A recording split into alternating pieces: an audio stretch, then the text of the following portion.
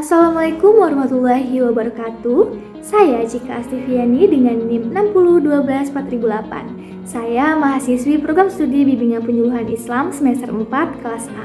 Pada video kali ini saya akan memaparkan atau menyimpulkan isi makalah dari kelompok kami yang berjudul Pemahaman dan Pengendalian ADHD pada anak usia 5 tahun. Nah, jadi pembahasan yang pertama yaitu adalah definisi ADHD. Apa sih ADHD itu? Jadi, ADHD adalah gangguan perkembangan yang terjadi pada kanak-kanak yang berciri yang sukar menumpuk perhatian, impulsif, dan hyperaktif. Nah, di bagian makalah juga menjelaskan atau membagi 3 gejala ADHD. Yang pertama adalah kurang tumpuan.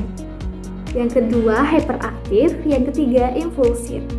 Nah, anak ADHD yaitu biasanya yang pertama sukar fokus apabila diajak bercakap.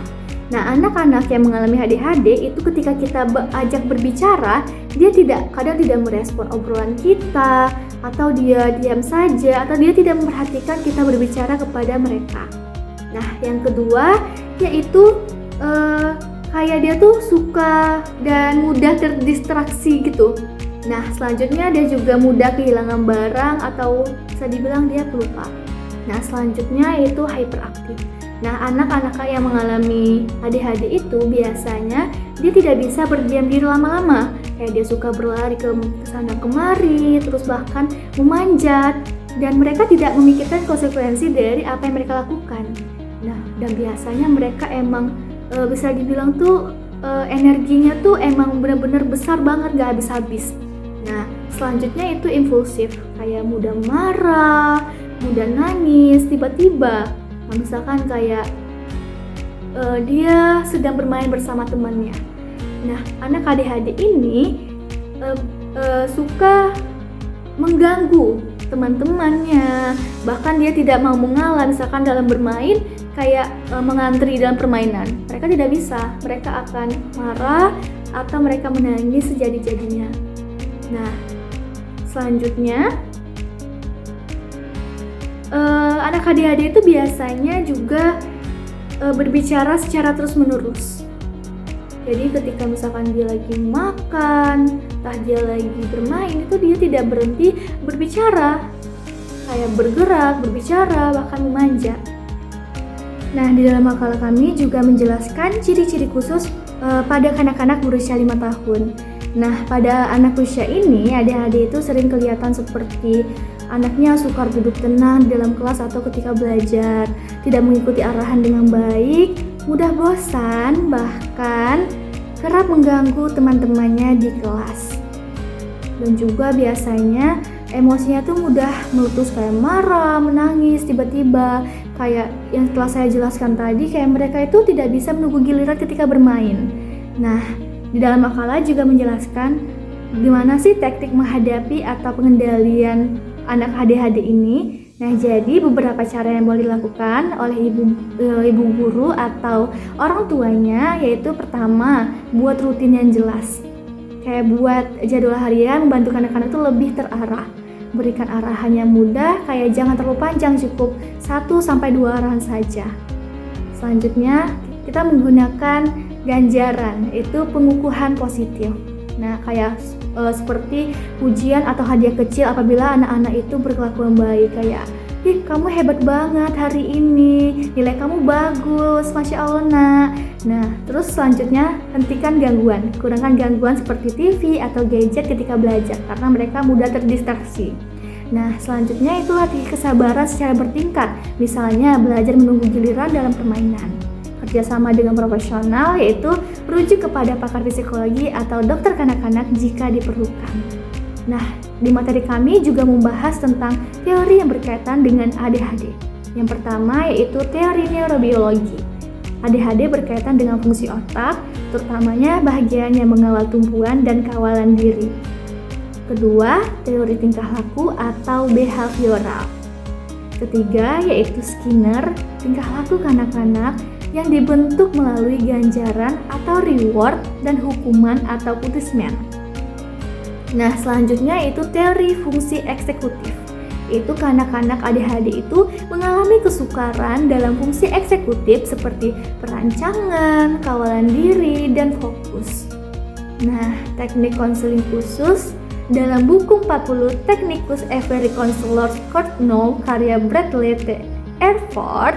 Nah, dari buku tersebut ada beberapa teknik yang boleh digunakan pada kanak-kanak ADHD, antara lain yang pertama adalah peneguhan atau reinforcement, yaitu pemberian pengukuhan positif agar kanak-kanak mengulangi tingkah laku yang diinginkan. Kedua yaitu pemodelan atau modeling, yaitu memberikan contoh tingkah laku yang baik agar dapat ditiru oleh kanak-kanak. Selanjutnya yaitu pembentukan atau shaping, yaitu membentuk tingkah laku secara bertingkat dari yang mudah hingga yang lebih kompleks. Selanjutnya arahan ke diri, yaitu self-instruction, yaitu melatih anak-anak memberi arahan kepada dirinya sendiri untuk mengawal tindakan.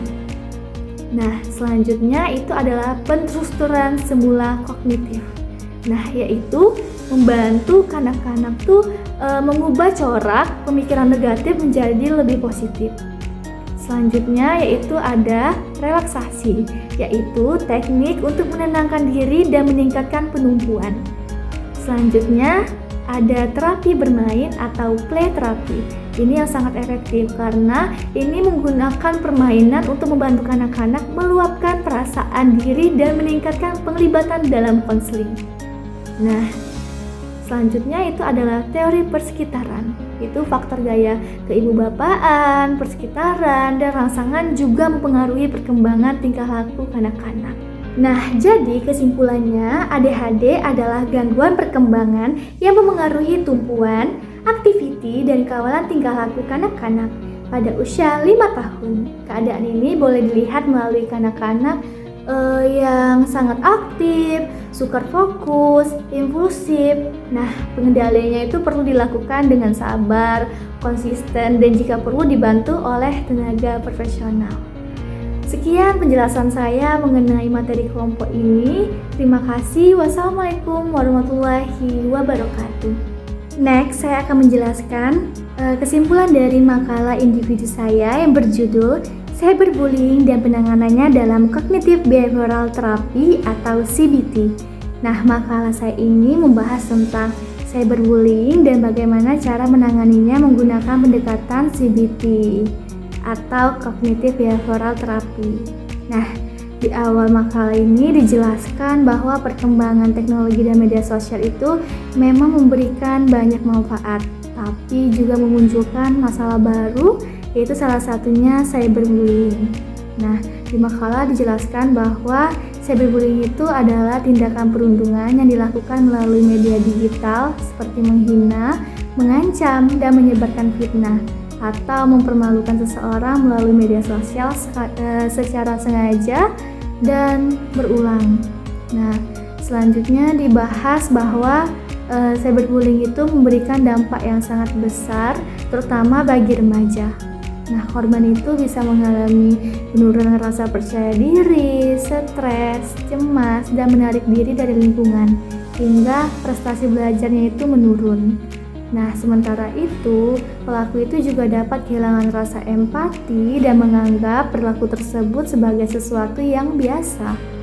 Nah, faktor penyebabnya itu antara lain kurangnya kontrol diri, rendahnya empati, pengaruh teman sebaya, kondisi keluarga, serta kemudahan menggunakan akun anonim.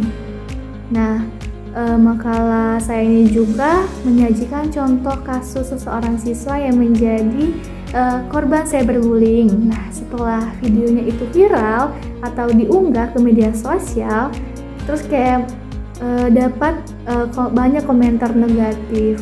Nah, akibatnya ia menjadi malu, tidak percaya diri, serta menghindari presentasi, dan prestasinya pun menurun.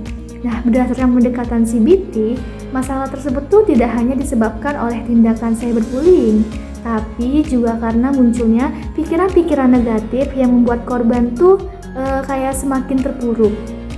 Nah, oleh karena itu, CBT inilah digunakan untuk membantu korban itu kayak mengenali pikiran negatifnya, mengubahnya menjadi lebih realistis dan lebih positif, dan melatih perilaku yang lebih positif dari yang negatif lebih positif, serta mengevaluasi perkembangan yang telah dicapai. Nah, dengan pendekatan ini, korban tuh diharapkan mampu mengelola emosi, meningkatkan rasa percaya diri, dan kembali menjalankan aktivitas sosial maupun akademik dengan lebih baik. Nah, jadi inti dari makalah ini tuh adalah cyberbullying itu merupakan masalah yang harus ditangani secara serius, dan pendekatan CBT inilah dapat menjadi salah satu cara yang sangat efektif untuk membantu korban mengatasi dampak psikologis serta membangun pola pikir dan perilaku yang lebih sehat dan jauh lebih positif.